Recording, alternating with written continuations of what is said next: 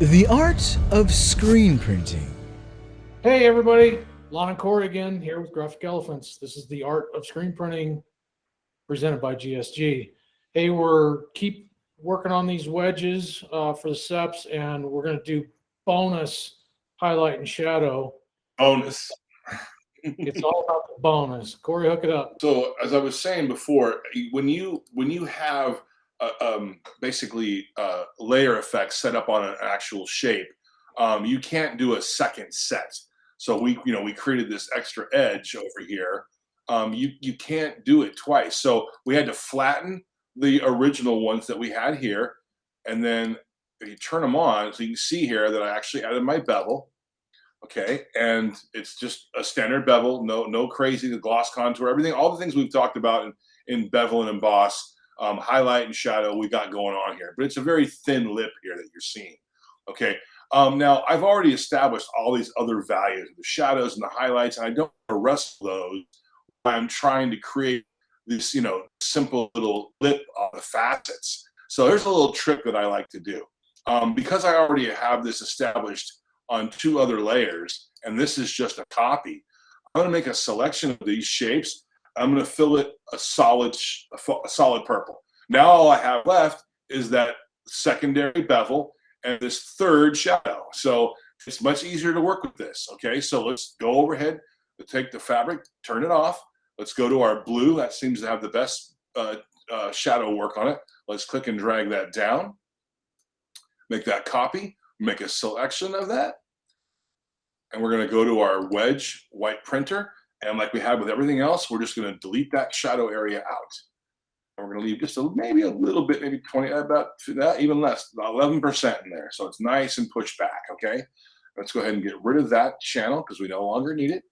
Let's go back up here and let's go ahead and look at just our white. Now we need that fabric turned back on, so it can help define that white edge. Okay, so let's look at our channels, and green seems to be the best one because it gives us just the highlights and no other values. We're going to click and drag that down, make a copy, and like all the white information we want positive, we just do Command-I and inverse it, and I'm going to go ahead and make a selection of that area.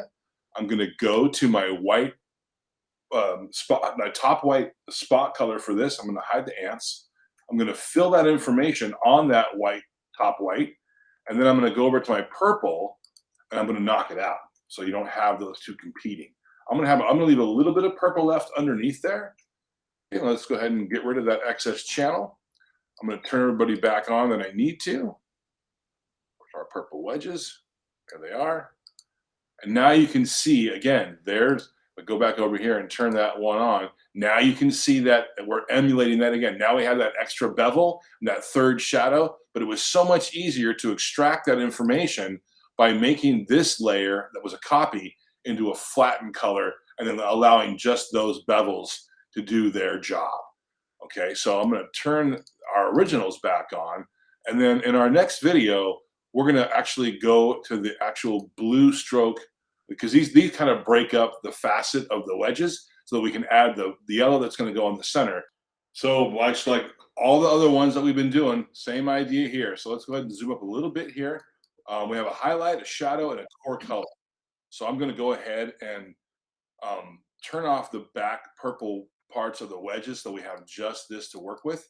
First thing I'm going to set up, though, is I'm going to set up a knockout file. So basically the circumference of, say, the stroke and the blue strokes themselves, and then this is what we get as a result. And that way we can make a selection of that and then go up to our other channels that we've been working with and find the ones that requires us to delete that information out.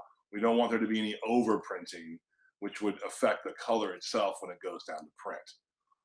And then I think the base is the last one we have to do. Yep, the base. Now on the base, I'm going to expand it a little bit, because remember we talked about when we do knockouts, we want to expand it a little bit so that we're accounting for those chokes when they kind of step into the color. I'm going to go with 1 here because there's other colors around it, but we'll go ahead and knock that out.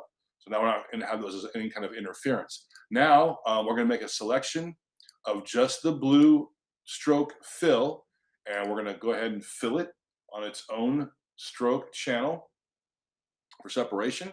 And then let's go up here and look at again our shadows. Now for the shadows, the blue tends to be the best one. So I'm going to go ahead and click and drag that copy down.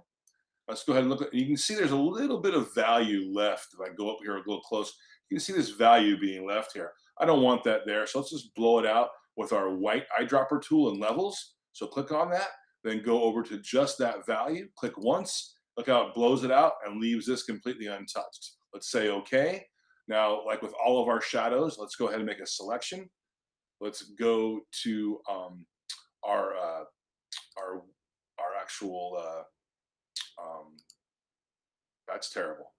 I don't have my wedge base. There it is.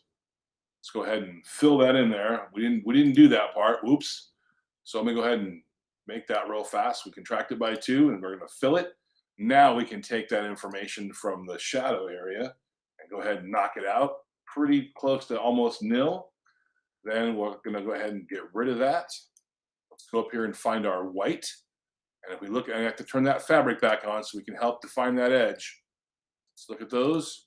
Looks like the red is the best one. I'm going to go ahead and drag that down. We're going to inverse that information again. So we have the hottest area as white. Let's go into levels and blow out some of this extra value in the shadow area. Say okay. We're going to make a selection of this information. We're going to put it on its own white channel, top white. Say okay. And then we're also going to delete this out of the blue because I want there to be a little bit of light blue colorization going on there. So it's kind of deleting that, some of that out there. Let's go ahead and turn everybody back on. And there it is. You can see that there's the shadow, there's the highlight, which is like a mixing white with the blue. And we have those spots just like we need to have them. I can turn the rest of these on, I believe. And there you go. They are definitely done and ready to go. We are getting close, folks.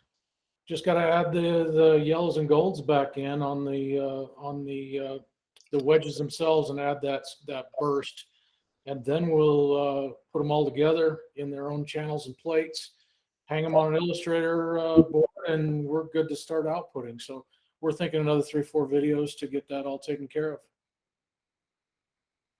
I'm Lon. He's Cory. We're Graphic Elephants. This is the art of screen printing presented by GSG. We will see you next time. See ya.